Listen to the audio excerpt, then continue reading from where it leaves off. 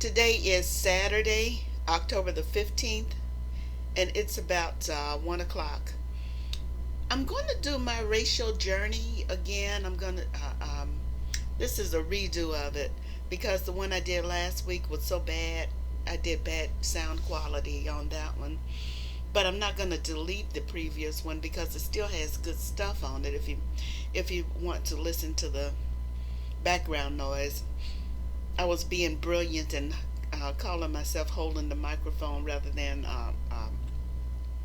putting it where it should be. And so you hear all this clicking and funny noise behind it. Not proud of that, but it's got good stuff on it if you're patient. So I'm basically going to do a shorter version of it anyway. Um, yeah, a shorter version of it. I might leave a few things out or add a few things because I like to ad lib now. So let's get started. My racial journey on this thing, we're going to talk about a few topics, and I'm going to talk about me not having racial problems in my early life. Didn't even know about them. My early experiences with other races happened in college and in the military. And then I'll talk about what changed. Okay? And I'll talk about my relations with white men and my relations with white friends. So let's backtrack and look at my racial journey. Yes, it's true. I didn't have any racial problems in my early life. And I'm talking about from 6 months on up until most of my life, really. I didn't know there was a racial hierarchy. Early on, I realized there were different kinds of people, the pink people, the brown people, but I didn't know. I know that they were called white.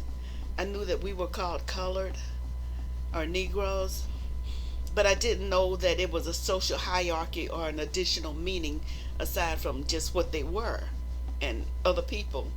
And I always thought about or dealt with how people individually treated me.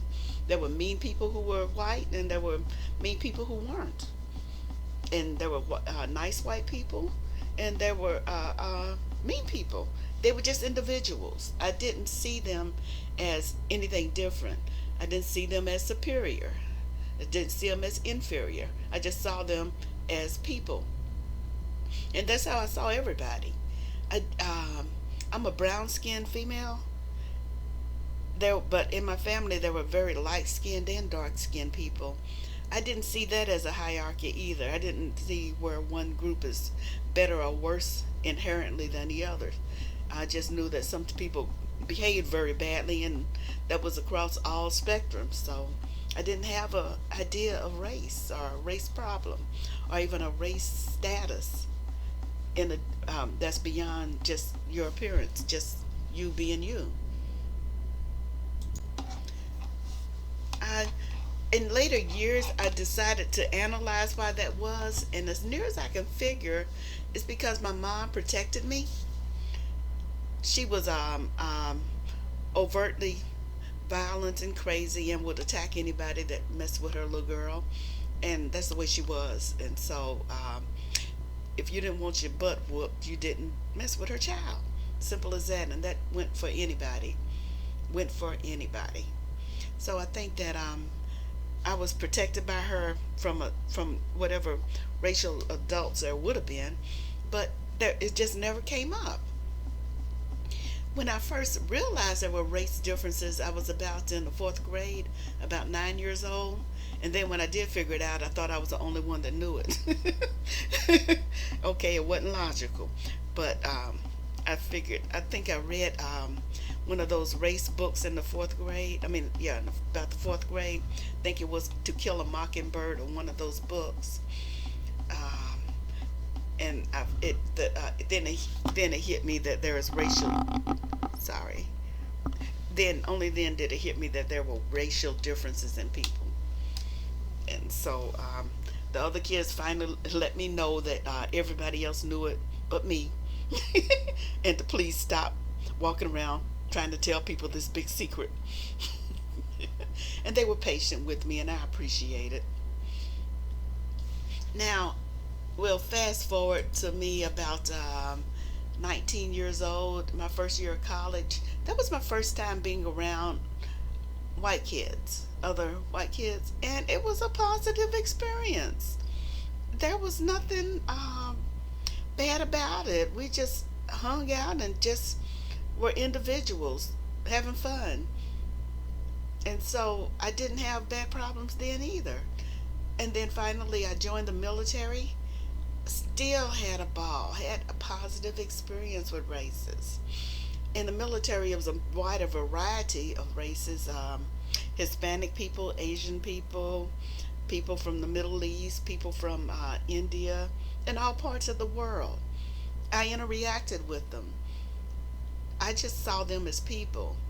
An example of me being colorblind, and I really experienced colorblind society. Okay, because I was colorblind. It was in the military. I was one of the trainers, and when you join the military, at least in those years around the 70s, you are responsible for America's young people.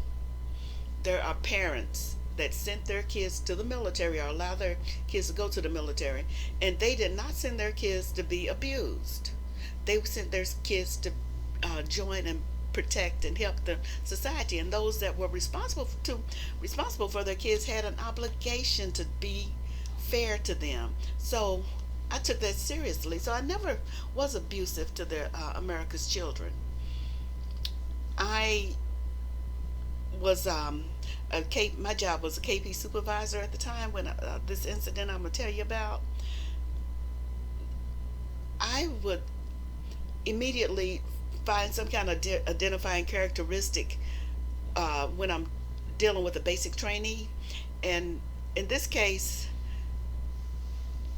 young man had red hair and freckles. That was the identifying characteristic. I sent him off to go get something for me that we needed.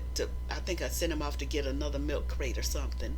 Anyway, I looked the other way, and I saw him coming in another direction, and I said, "Where's the milk crate?" And he's looking at me like I'm crazy and saying, "What milk?"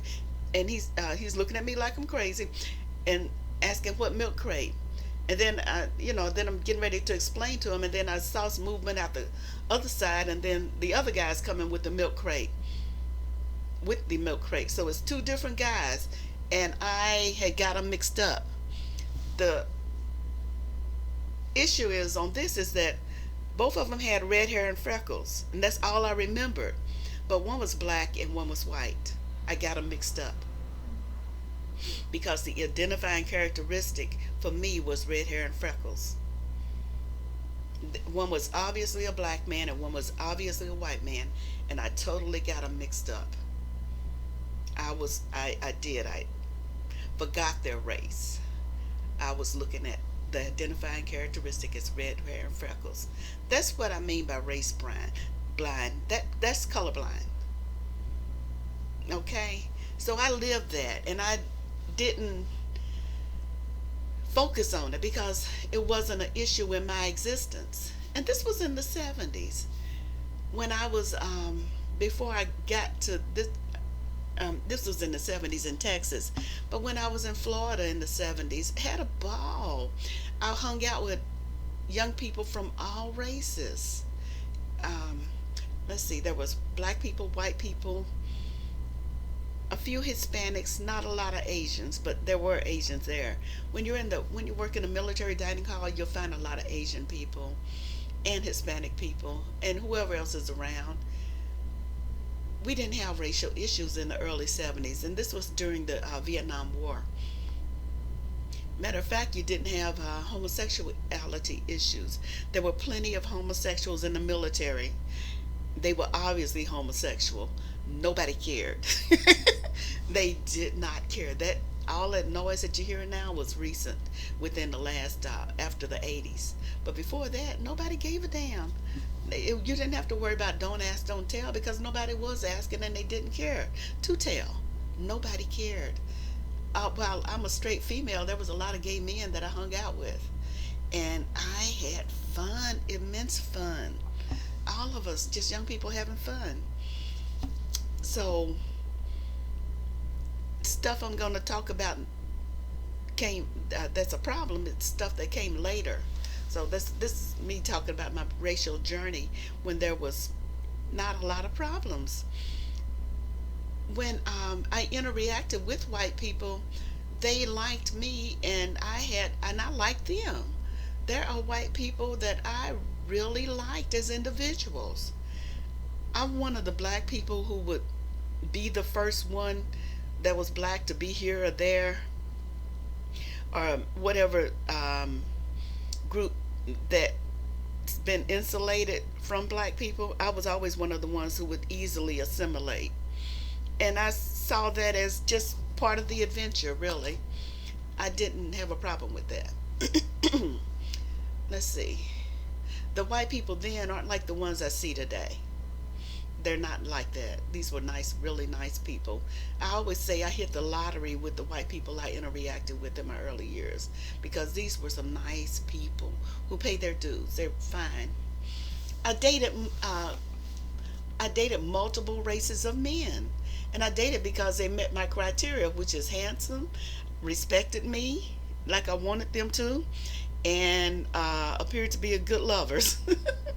Basically handsome, and all of my what I considered handsome, which is basically the same thing for all men, fairly tall, muscular, and can dance, and and treated me like I felt like I ought to be treated, which was very, very positive. And so I did that, and I was well loved by many men. I've been proposed to.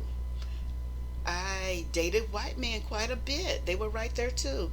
I dated them because they were interesting. This whatever male it is, because I found whatever he was talking about, and what I talked we had, whatever we were talking about had similar interests. He was handsome, well built, and treated me like I felt like I should be treated by men.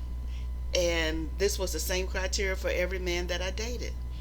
So I didn't choose him because he was quote white. I chose him because he was interesting to me. There's a whole difference between somebody seeking out specific race of people just because they're that race, when nothing else is there that's going for them. I didn't even think of their race because that wasn't a factor to me.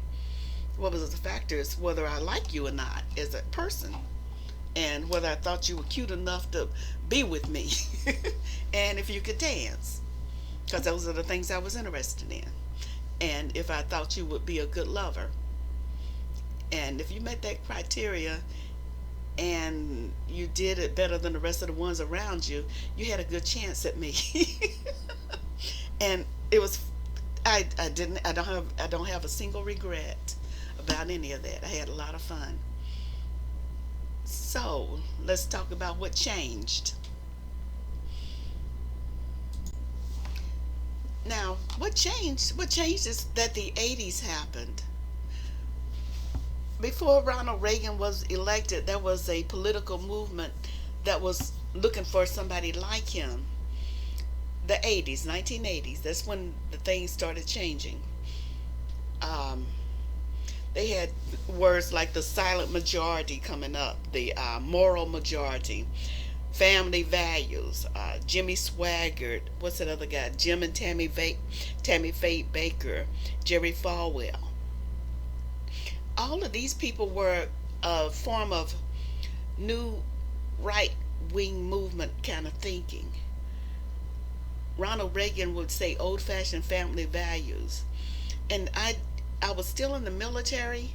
And FYI, for anybody who's not in the military mindset, and I had it, well, they focus on conservative values. Most military members would go with the Republican. So, although I didn't vote for Reagan because I didn't vote at all, I still supported him. When I was in the military, I supported his viewpoints. Yes, I supported Ronald Reagan. I stopped supporting him when the numbers came out. So when I saw that the numbers didn't add up, I knew that I was taken, or taken, being was played for a fool. But I didn't vote for him. But I supported him. I would have voted for him if I had been voting. So with that right wing movement, and Reagan would talk things like old fashioned family values, that made me a little leery, because old fashioned values was when Jim Crow era values, and so I was leery about that. But when I was surprised he was reelected, because the numbers absolutely did not add up. He failed at making things better. During those Reagan era, people still sing his praises, and I'm thinking there was a mass delusion, because things weren't like what they say. Um, he cut out all the safety nets, and people lost their jobs. So nobody had nowhere to turn. People people who praise Reagan have forgotten about those cheese lines and the gas lines and the people lined up around block trying to get 3 jobs as a cashier, applying for jobs that are opening as a cashier. You might have 1 or 2 jobs in the factory, I mean in the place. I remember specifically, it was on the news. It was about 600 people applying for 2 or 3 jobs that were open at a Kmart, and there were people lined up around the block to put in their applications. There were people and I looked around me. There was a man about 2 people away from me, and he was in a business suit with a briefcase and business clothes and business shoes, waiting in that line along with the college kids and the high schoolers and me, who was just out of the military. So there were people from all walks of life applying for the same job, because there weren't jobs. So you got a businessman competing with a high schooler, as well as me. So anybody talking about how great Reagan did it have forgotten how bad it was. I have not forgotten. But anyway, what I did learn was that people were bringing back racist views and racist concepts and racist actions. So I was started to look around and looking at America changing in front of me, and didn't like what I saw. Around the last white man that I dated was 1981, thereabouts. I didn't stop fooling with white people as friends till about 95. The reason why I stopped dating white men was because when I saw that black men were being shot up on the street back in the 80s, because this stuff started long before now. It's started in the 80s. I didn't take white men off the menu as a potential boyfriend, but I was watching and thinking and regarding. And I figured that the only thing, and I thought about it, and I thought seriously, decided the only thing between me and a black male, is a vagina. So if I was a man, you'd be shooting me too.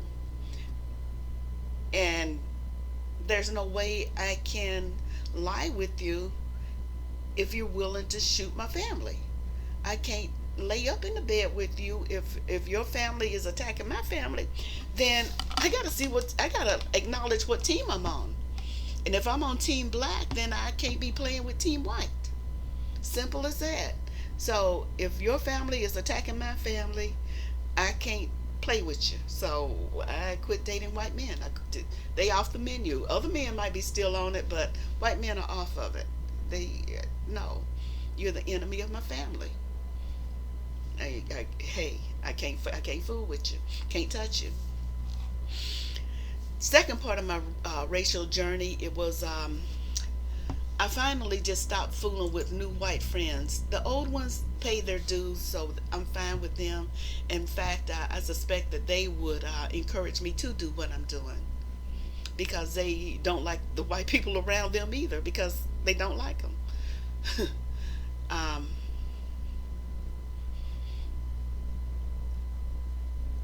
my people, yeah, they prove themselves, and I'm grateful for them, and I still like them. But the new white people that I fool with, that this only business. Like I work with you, and I always work to have a jovial, hospitable work environment because that's what I'm paid for. But after work, I don't fool with white people. It's only business. If I gotta go to your company because I can't find no black company or the equivalent, then fine, I will. But you don't come around me, and I don't go around you because I really don't like you. I don't like people who are attacking my family, and my family is a black family. And if the white family is attacking the black family, I can't be your friend. I cannot associate long term. No. Call it corporate, fighting corporate espionage or whatever. That is, you hanging around trying to figure out new ways to make money and exploit.